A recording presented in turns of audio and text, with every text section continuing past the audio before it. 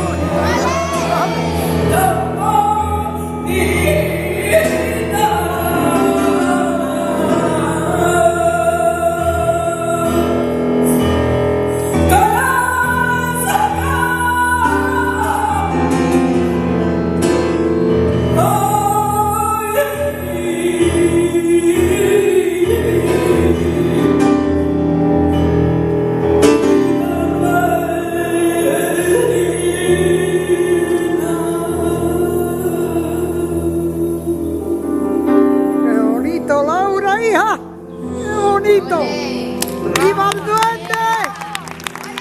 ¡Vamos, hija! ¡Ay, tu duende, hija!